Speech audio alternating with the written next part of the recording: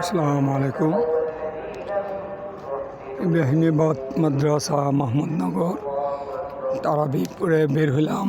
এখানে এক খতম হবে, পাশেই মসজিদ, ওটা চলমান, তারাবি চলমান।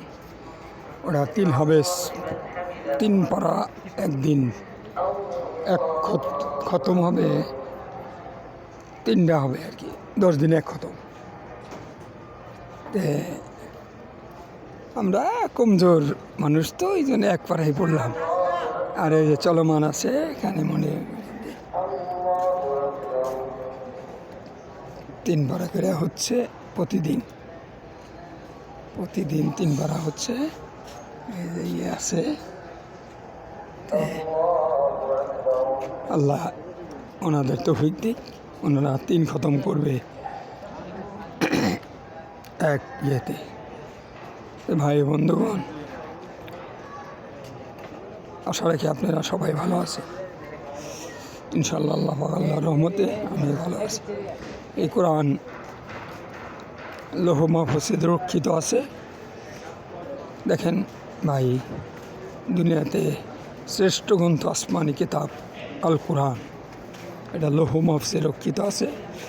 এটা আল্লাহ পাক যারা হাফেজ, সিনার মধ্যে এটা থেকে যায়।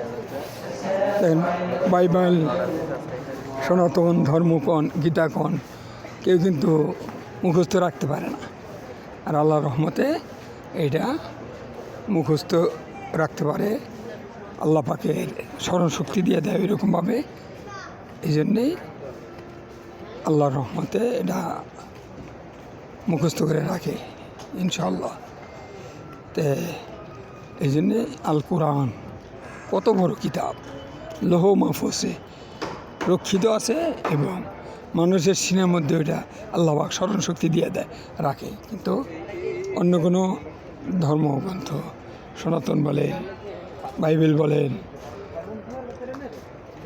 গীতা বলেন, ওনারা কিন্তু মুখস্থ করে রাখতে পারে না। এখানেই প্রমাণিত আল কোরআন আল্লাহ পাকে দেওয়া কত বড় রহমত, কত বড় সৌভাগ্য। তো এখানে অনেকে 3 পারা পড়তেছে, অনেকে 1 পারা পড়তেছে। 1 খতমের তারাবি হচ্ছে, 3 খতমের তারাবি হচ্ছে ইনশাল্লাহ। আলহামদুলিল্লাহ, আপনারা সবাই দোয়া করবেন, আমরাও দোয়া করি সবাই 30টা রোজা এবং তারাবিগুলো যেন পড়তে পারি। আসসালামু আলাইকুম ওয়া রাহমাতুল্লাহি ওয়া বারাকাতুহু।